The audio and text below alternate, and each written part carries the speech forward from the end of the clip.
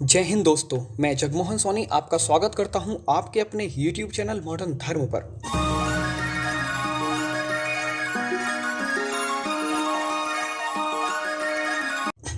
आज भारत में बिना ध्वज के अनगिनत मंदिर हमारे सोए समाज का प्रमाण देते दिख रहे हैं। वो तो भला हो अतरौली नगर के स्वयं सेवकों का, जिन्होंने इसकी सुध ली और नगर के प्रत्येक मंदिर पर ध्वज लगाकर सुप्त समाज को जागृत करने का आह्वान किया।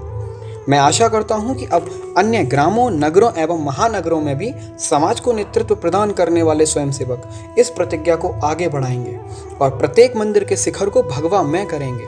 मैं जानता हूं कि कुछ लोग सिर्फ इसलिए मंदिर पर इस रंग का ध्वजा नहीं लगाते क्योंकि उन्हें यह आरएसएस का ध्वज दिखाई देता है और उनके राजनीतिक एजेंडे पर फिट नहीं बैठता।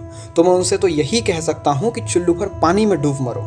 जिस देश में राजनीति का धर्म रहा हो, वहां धर्म से समझौते की राजनीति आपको आपके गर्त में ले जाएगी। इसलिए संस्कृत में भी कहा जाता है कि नयति इति नेता, अर्थात जो आगे लेकर चले वो नेता, और इन सभी ने इसे चरितार्थ कर दिखाया है। मुझे विश्वास है कि आगे चलकर यही समाज की दिशा और दशा तय करने का कार्य करेंगे, ना कि वो जिन्होंने राजनीतिक लाभ के लिए अपनी संस्कृति से समझौता कर लिया है, और ना ही वो जिन्होंने समाज को इस कार्य के लिए आश्वासन तो दिया था और समाज ने उन्हें इसके निमित्त चुना भी था, पर आज वह धार्मिक जमीनी कार्यों को भूलकर अपने वंश की चिंता में लग गए हैं। तो आइए जानते हैं कि हमारी संस्कृति में पताका का इतना महत्व क्यों है। क्यों चंद्रगुप्त मौर्य से लेकर राजा गणेशा तक और गौतमी पुत्र सातकर्णी से लेकर महाराजा ललितादित्य तक, क्यों महाराणा प्रताप से लेकर लचित बोरफुकन तक सभी ने पताका को इतना महत्व दिया। तो मैं बता दूं कि हमारे शास्त्रों में 8 प्रकार की ध्वजा का वर्णन किया गया है, जो अलग अलग कार्यों के लिए निमित्त हैं। इनमें सबसे प्रमुख जय, विजय, भीम, चपल, वैजयंतिक, दीर्घ, विशाल एवं लोल हैं। वहीं यदि महाभारत काल में देखें तो प्रत्येक योद्धा के रथ पर एक पताका होती थी, जो उनके उद्देश्य और शौर्य का प्रमाण देती थी। युधिष्ठिर ने नक्षत्र वाला स्वर्ण ध्वज अपने रथ पर लगाया था, तो अर्जुन ने वानर ध्वज। वहीं भीम के रथ पर ताड़ और 5 तारों के चिन्ह की विशाल ध्वजा लहरा रही थी, तो नकुल के ध्वज पर स्वर्ण पीठ वाला लाल हिरण बना था एवं सहदेव के रथ की पताका पर चांदी जड़ित हंस था। तो वहीं हम जानते हैं कि जगन्नाथ मंदिर के ध्वजा की विशेषता ही यह है कि वह प्रत्येक स्थिति में हवा के विपरीत लहराता है।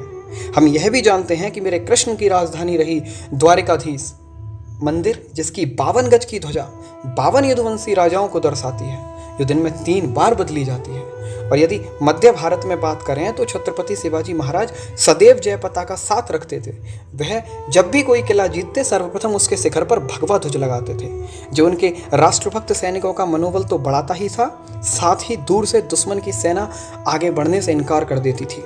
वहीं आधुनिक भारत में हम पर्वतों के ऊंचे शिखरों पर अपने ध्वज फहराना चाहते हैं। सिर्फ पर्वत शिखर ही क्यों, बल्कि उससे आगे बढ़कर आज चंद्र और मंगल पर भी प्रत्येक देश अपनी ध्वजा फहराने को आतुर दिखाई देता है। तो मैं आपसे पूछना चाहता हूँ कि जब श्री कृष्ण की राजधानी में दिन में 3 बार ध्वजा बदली जा सकती है, तो क्या हम अपनी बस्तियों के मंदिरों के ध्वजों की भी चिंता नहीं कर सकते? क्या मंदिर पर लहराते जय पताका को देखकर आपके रक्त की संचार गति नहीं बढ़ती है?